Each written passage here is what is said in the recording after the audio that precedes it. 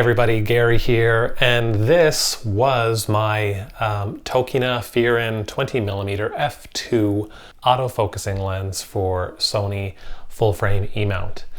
That is quite a mouthful. And I sold this lens. That's not to say that it's a bad lens, I just don't think it was quite the right lens for me. So in this lens, we'll do a short review of kind of the pros and cons of this particular wide-angle prime lens.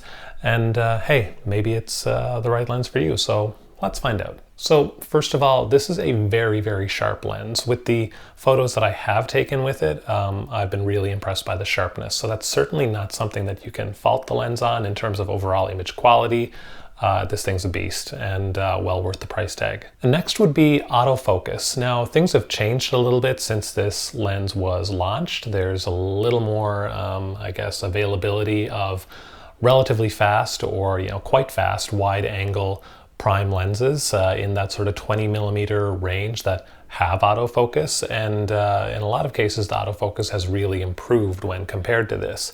But at the time of launch, I mean, the only really close competitor in terms of quality and speed at this focal length would have been something like the Zeiss Batis 21mm maybe. I think that was an f2.8 lens, and that thing cost a few bills. So yeah, this is not bad. And then there's price. For a full frame wide angle prime lens, this is actually not too bad. I got it used in Canada for about 900 bucks and sold it for about 800 bucks, which I guess is understandable given that there are more options available these days. It's not a cheap lens, but given the overall quality, the image quality, I'd say that it's a great value lens. And then there are the cons, and I would say one con would be just the lens hood and the lens cap. And I know that's a strange thing to critique, and it's not something that normally bothers me with lenses, but I find this lens hood just, I don't know, it's a little bit tricky to kind of get on the first try. The guides aren't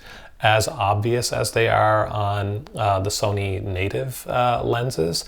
And so, that makes it just a little tricky to get that hood on and off. And then there's the lens cap, which I find, really is so loosely applied there that it can be quite easy for the lens cap to come off while it's kind of jostling around in your camera bag.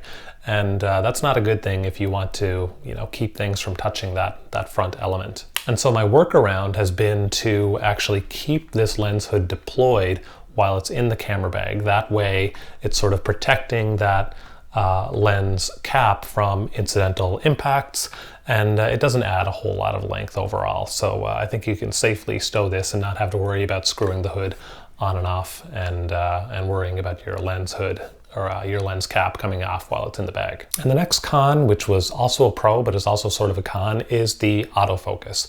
And I mean, we should be happy to have autofocus on a wide angle fast prime like this at all, really. However, the autofocusing noise in continuous autofocus mode is continuous and jittery. In single autofocus mode or in manual focus mode, this thing is totally fine for stills and whatnot, but at f2.8, when you have a relatively shallow depth of field, if you wanted to use this for any kind of video, but particularly for vlogging at sort of like an arm's length, looking back at you, you're going to have a pretty shallow depth of field, and you'd really want to have continuous autofocus for those kind of situations. And when you have this, continuous sort of jittery autofocus noise playing while you're recording, that's going to be detectable by the in-camera mic, and it's probably going to be distracting, to the vlogger, whether they have a shotgun mic or a lav mic like I'm using. And the final con, I mean, it's sort of a subjective con, is that this is a 20mm prime. It's a little bit of a specialized sort of lens, and that's kind of the main reason that I've decided to part with it. I'm not a proficient wide-angle shooter by any means. The only reason that I wanted a fast wide-angle prime was to get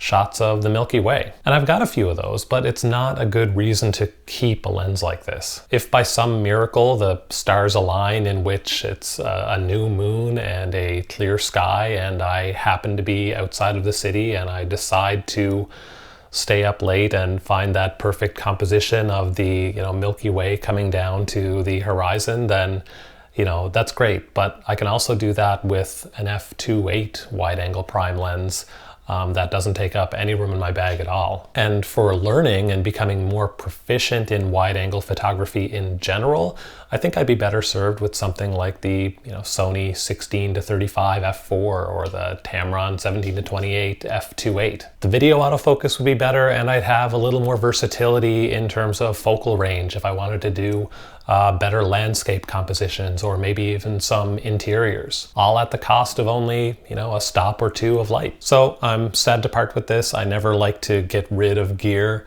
but to be honest, I don't like gear to just be sitting around either. I think, photography is a hobby where you use it or you lose it. If you have a particular set of lenses, I hope that they're all loved and being used, because otherwise there's probably something better that you could be, putting those dollars toward. So that's it. Would a 20mm prime work for you? Let me know in the comments section below. Give the video a thumbs up if you liked it, subs if you loved it, make sure you hit that bell icon so you get notified the next time I upload something else. And until next time, take more photos. Later.